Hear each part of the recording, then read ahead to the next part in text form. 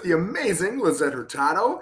And today we're talking about I am a new buyer, right? First time home buyer. Can I purchase new construction? Lissette, am I able to purchase new construction as a first time home buyer? Absolutely. And I love to sit down with my clients and see if this works on their time frame. That's one of the major questions I ask to see if this is an option. Because if it does, there's so many incentives and so many pros and that are with new construction. And it's pretty exciting because a lot of time first time home buyers don't know that this is an option for them. So when they do find out, their face lights up because it's a new opportunity. They're looking at newer homes, and just everything else that comes with that. Yeah, I think you get it in your head that, maybe that's a second, third, fourth house is a new construction house. But when you're looking at, I mean, in Port St. Lucie alone, but this, if you're watching in another state, in another city, it's probably pretty accurate. What I'm about to say here, the average price in Port St. Lucie is 390 to 400 right now.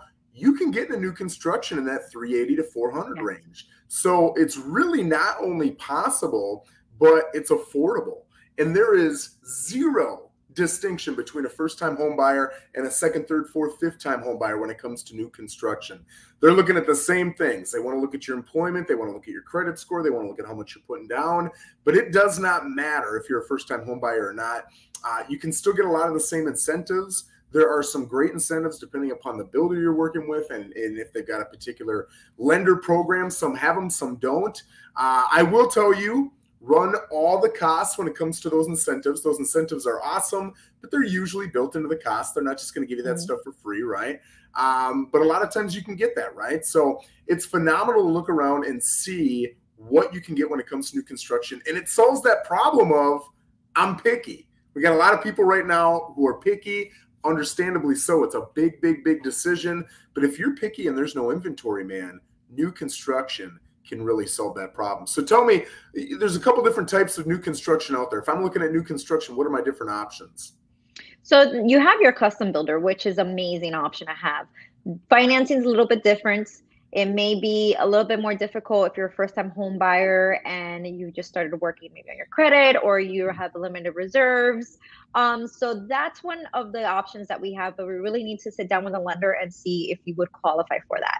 And then we have our production builders. And those are builders that have set models, set plans. They already know on what lot, what model is going to go for the most part. And you go ahead and sit down with them and decide what model you want. And then they do work with FHA, conventional, VA buyers. So that opens up the whole pool of buyers that and options for you guys.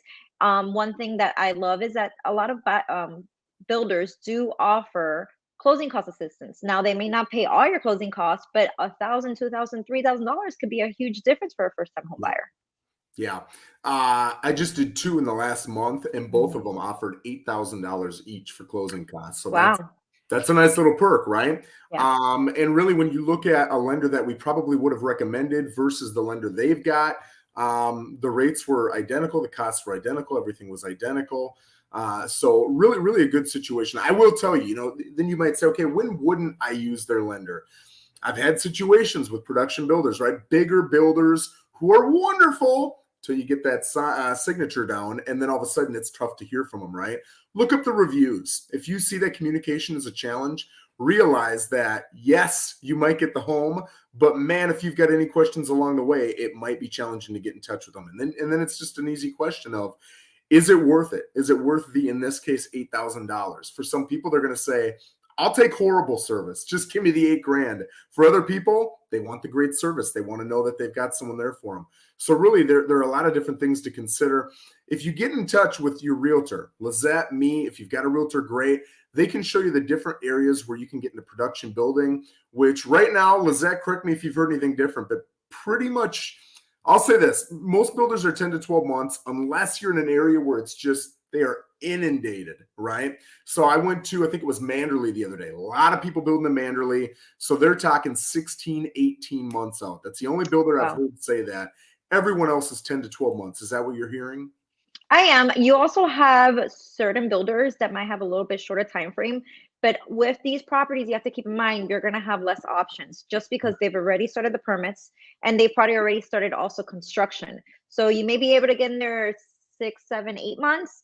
But you're not going to be able to pick out your tile, your colors, probably anything at all, to be honest. But if you like what they have to offer, hey, you get in there quicker than other builders. Awesome point. And guys, I really, again, I would say that everything starts with a realtor or a lender. You got to get in front of one, right? And then the other one will hook you up with the other one. But really, I'd almost start with a realtor here because you don't know which lender you want to go to. And it's really going to depend on the type of build that you want to do. There are really only a handful of really good custom new construction lenders in the area who can do it, know how to do it well, do enough they can get it done.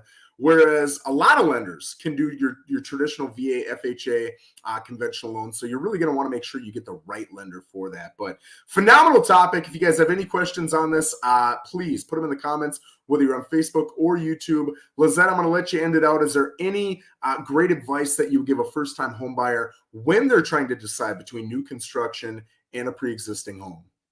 So if you're in a situation where the time allows you to go new construction, really, really consider it. Right now in this market, it's a difficult market for buyers, and there's so many incentives. Also, think about insurance rates. You have a brand new property, brand new roof, compared to a resale property, which may be a little bit more aged.